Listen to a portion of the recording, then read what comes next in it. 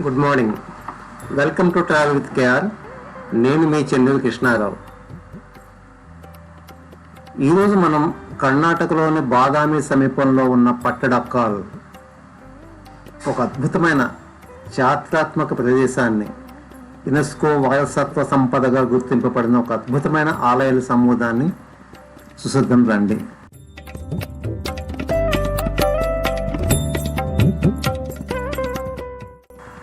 మలప్రభ నది ఒడ్డున ఉన్న ఈ యునెస్కో వారసత్వ ప్రదేశంలో విరూపాక్ష, మల్లికార్జున, సంగమేశ్వర, పాపనాథ మరియు కాశీ విశ్వేశ్వర వంటి శివాలయాలు ద్రావిడ నగర శైలుల కలయికతో అద్భుతమైన శిల్ప నిర్మాణాలతో నిర్మితమయ్యాయి.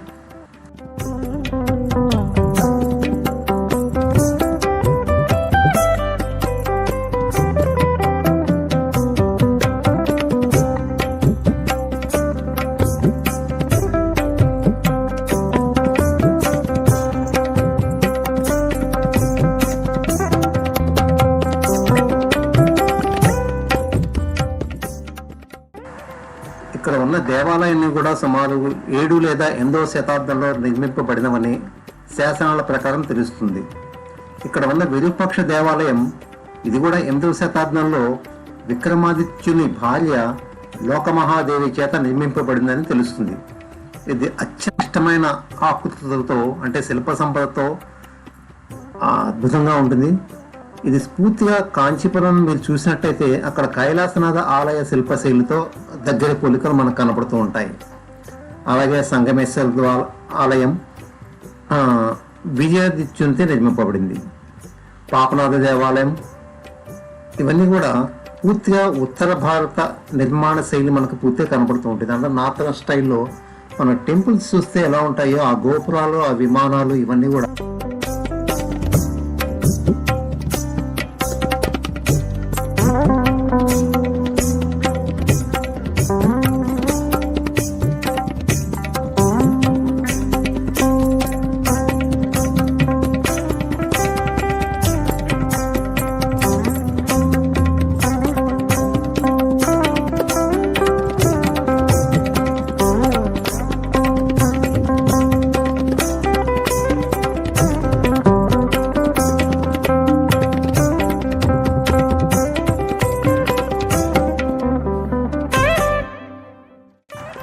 విరూపాక్ష ఆలయానికి అతి సమీపంలో ఉండే ఈ మల్లికార్జున దేవాలయం అద్భుతమైన శిల్ప సంపద, పూర్తిగా ద్రావిడ శైలిలో నిర్మింపబడి ఉంది.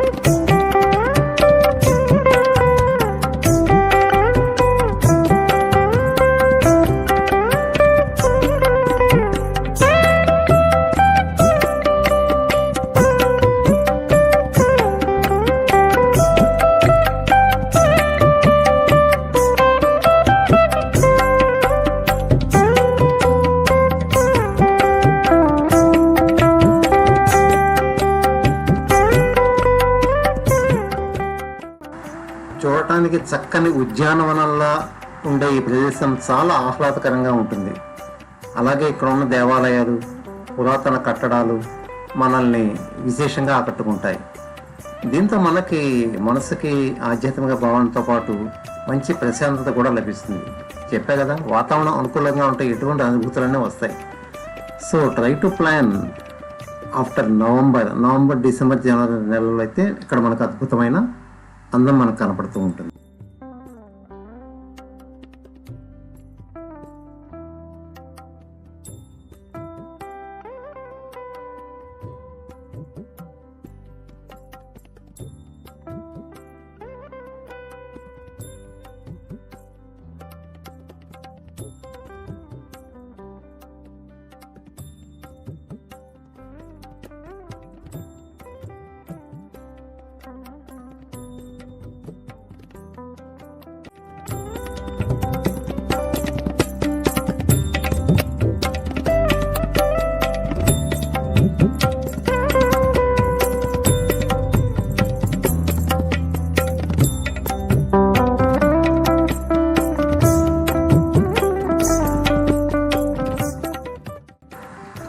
ఉన్న 8 ప్రధాన ఆలయాల సమూహంలోకి పాపనాథ ఆలయం ఒక ప్రత్యేకంగా ఉంటుంది చూడటానికి కూడా.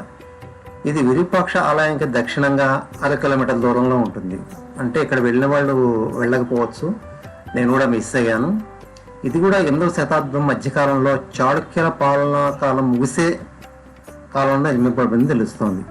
ఈ ఆలయం పూర్తిగా ద్రావిడ, నగార, హిందూ దేవాలయ శైలులు మిశ్రమానికి చాలా ప్రసిద్ధి చెందింది. ఇది కూడా చాలా అద్భుతంగా ఉంటుంది. వీలైతే అక్కడికి వెళ్ళిన వాళ్ళు 1/2 కిలోమీటర్ దూరంలో ఉన్న ఈ పాపనాథ ఆలయం కూడా తప్పకుండా చూడండి.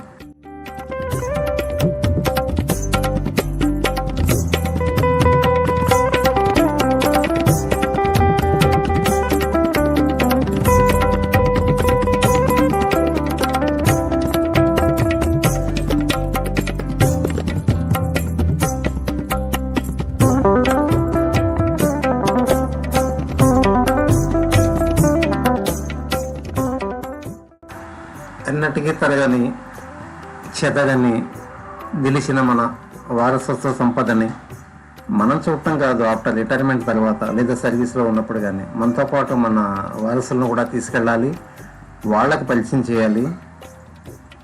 చేయాలి. ఆస్తులను కాదు, మన సాంప్రదాయాల సంస్కృతిని కూడా వాళ్ళకి పరిచయం చేస్తే మన భారతదేశంలో ఒక భాగము అని తెలియాలి. భారతదేశం యొక్క ఔన్నత్యాన్ని వాళ్ళకి తెలపాలి.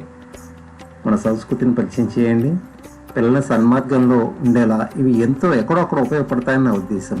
ఏమీ తెలియకుండా ఈ ప్రపంచానికి, ఆధునిక ప్రపంచంలో టెక్ యుగంలో పిల్లలు ఉంటే పూర్తిగా నేను అనుకుంటున్నా కంప్లీట్ పర్సన్ అవ్వాలని నా ఉద్దేశం.